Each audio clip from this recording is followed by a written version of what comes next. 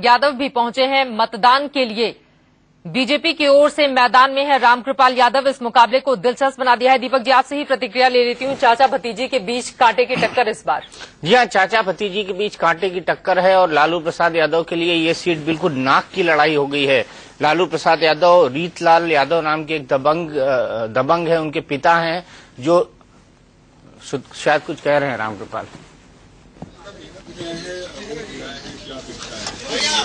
मैं समझता हूं कि पाटलिपुत्र की महान जनता अपने इस सेवक को, अपने इस बेटे और भाई को, अपने इस नौकर को, जनता मालिक है, अपना पूरा आशीर्वाद दे रही है और सभी जाति, सभी धर्म, सभी वर्ग के लोग उत्साह के साथ और खासतौर पर नौजवानों में जो उत्साह है मेरे प्रति, सब बैरियर को तोड़ करके और भारतीय जनता पार्टी भाई नरेंद्र मोदी जी के प्रति मैं समझता हूं कि भारी बहुमत से मेरी जीत सुनिश्चित है। रामकृपाल जी, पिछले कुछ महीने आपके लिए कितने मुश्किल रहे? पहले आरजेडी से आप अलग हुए, बीजेपी में मुश्किल रहे हैं या? मैं मुश्किलों के दौर से गुजरने वाला, हर पल हर मिनट जिंदगी के 38 साल मैंने मुश्किलों के दौर से गुजारा है। कभी सत्ता का सुख नहीं भोगा रामकृपाल यादव, इसलिए मेरे सामने कोई मुश्किल नहीं है। हर चुनौती का मुकाबला मैंने डट कर किया है जनता के भरोसे, और इस चुनौती का मुकाबला भी जनता के बल पर करने का काम किया है। रिश्ते तो रिश्ते काम करते हैं, नीति सिद्धांत और वसूल की लड़ाई है, न्याय और न्याय के खिलाफ लड़ाई। बिल्कुल मोदी जी के हाथ के मजबूत करने के लिए ही पाटलिपुत्र की महान जनता ने मुझे अपना आशीर्वाद दिया है और पूरी तौर पर भारतीय जनता पार्टी और मोदी जी के हाथ को मजबूत करूंगा। भारतीय जनता पार्टी और मोदी जी के हाथ मजबूत करूंगा। दीपक जी, आप अपनी बात करें। इलेक्शन जो ना कराए वो कम है। आज से 3 महीने पहले यही रामकृपाल यादव नरेंद्र मोदी को जी भर भर के कोसते थे, सांप्रदायिक व्यक्ति बताते थे, देश के लिए सबसे बड़ा खतरा बताते थे और ना जाने किन किन जुमलों का उपयोग करते थे। लेकिन जैसे ही पाटलिपुत्र से मीसा भारती के टिकट का अनाउंसमेंट हुआ, मोदी सबसे अच्छे व्यक्ति बन गए और मोदी की पार्टी में जाने के लिए उन्होंने एड़ी चोटी का जोर लगाया और अंततः सफल भी हुए।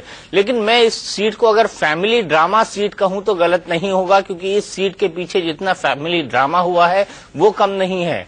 लालू यादव ने सीट अनाउंस की, रामकृपाल नाराज हो गए। रामकृपाल की नाराजगी को खत्म करने के लिए खुद मीसा भारती, जो उनको चाचा कहती थी, उनके घर गई। रामकृपाल यादव 5 घंटे तक नहीं उनसे मिले और मीसा भारती 5 घंटे उनके घर पे बैठी रही और बड़े बेआबरू होकर उनके कूचे से निकली। उनको बड़ा दुख हुआ। उसके अगले दिन मैंने मीसा भारती से बात की। उनका कहना था कि कम से कम 1 मिनट तो हमसे चचा बात कर लेते, अगर वो हमसे कहते तो हम सीट छोड़ने को राजी थे। रामकृपाल ने कहा कि ये हमारे साथ इमोशनल अत्याचार कर रही है, इससे ज्यादा कुछ नहीं, ये सीट छोड़ने को बिल्कुल राजी नहीं है, ये सिर्फ इमोशनल अत्याचार करने हमारे साथ आई थी। तो बहरहाल बीजेपी में शामिल हो गए रामकृपाल। अच्छी बात यह रही उनके लिए कि उनको टिकट मिल गया, अब वो चुनाव लड़ रहे हैं। लेकिन इस सीट से पता लग जाएगा कि लालू यादव की राजनीति में आखिरकार कितना दम है, क्योंकि मीसा भारती और राबड़ी देवी का जीतना उनके लिए प्रतिष्ठा का प्रश्न है। वो भले से 20 सीटें जीत जाएं, लेकिन अगर राबड़ी देवी और मीसा भारती दोनों में से कोई हारता है तो ये लालू यादव के लिए राजनीतिक तौर पर एक बहुत बड़ा झटका होगा। बिल्कुल। और 2009 में इन दोनों ही सीटों से लालू यादव मैदान में थे। सारण से वो चुनाव जीत गए थे, लेकिन पाटलिपुत्र से हार का सामना उन्हें करना पड़ा था। इस वक्त 2 खास मेहमान और हमारे साथ जुड़ चुके हैं। स्टूडियो में हमारे साथ वरिष्ठ पत्रकार सतीश पेडनेकर जी मौजूद हैं, जबकि बीजेपी के नेता विजय गोयल हमारे साथ दिल्ली से जुड़ चुके हैं। विजय जी, आपसे ही पहला सवाल, इन चुनावों में आज जिस तरह से वोटिंग हो रही है, बीजेपी अपने आप को कहां देख रही है?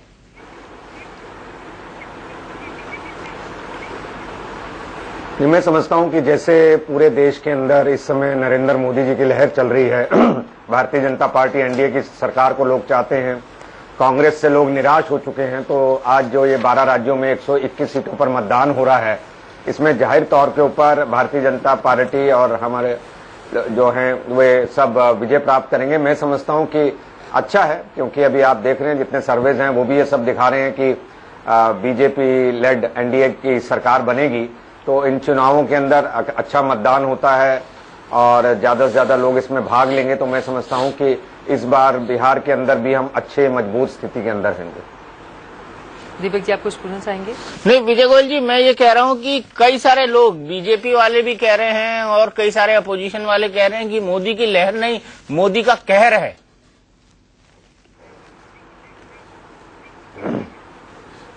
नहीं, वो जाहिर जो विरोधी हैं वो मोदी का कहर ही दिखाएंगे, क्योंकि उनके पास आज महंगाई, भ्रष्टाचार, आतंकवाद, बेरोजगारी, इन सब सवालों के जवाब नहीं हैं। तो इसलिए कुल मिला के वो 2002 के ऊपर लौटते हैं, सिर्फ कहर की बात करते हैं। किंतु सारा देश इस बात को जानता है कि इस समय लोग बदलाव चाहते हैं और गवर्नेंस के लिए लोगों को लगता है कि श्री नरेंद्र मोदी जी आज एक अच्छी सुशासन दे सकते हैं, गुड गवर्नेंस दे सकते हैं। इसलिए वो लोग केवल नहीं मानने को तैयार है तो नहीं मानेंगे, पर पूरा देश में आप देखिए कि अब तक सारे मीडिया और बाकी जितने भी लोग हैं, पहले या अब के जितने भी सर्वेज हैं, वो सब ये दिखाते हैं कि लोग बदलाव चाहते हैं। तो डबल फायदा बीजेपी को हो रहा है। पहला ये कि लोग कांग्रेस के शासन, 10 साल के शासन से निराश हैं और आपने देख लिया है कि प्रधानमंत्री मनमोहन सिंह के बारे के अंदर वे केवल पपेट प्राइम मिनिस्टर थे, सुपर प्राइम मिनिस्टर कहीं पर और था और इसीलिए देश के अंदर 2 पावर सेंटर थे, देश चल नहीं पा रहा था, फैसले हो नहीं पा रहे थे, भ्रष्टाचार बढ़ रहा था। उस सब का लाभ बीजेपी को मिलने वाला है। दूसरी तरफ जो नरेंद्र मोदी जी ने गुजरात मॉडल दिया है विकास का, तो मैं समझता हूं उसकी सब जगह चर्चा है और लोग चाहते हैं कि एक बार अच्छा नेतृत्व आए जो देश को संभाल सके और कड़े फैसले ले सके। चलिए, अच्छा नेतृत्व की आप बात कर रहे हैं और नरेंद्र मोदी तो अपनी रैलियों में सुनामी लाए जाने की बात कहते हैं कि बीजेपी की सुनामी चल रही है और ये सुनामी किन किन लोगों को तबाह करेगी, क्या क्या उड़ा कर ले जाएगी, इस पर चर्चा करेंगे एक छोटे से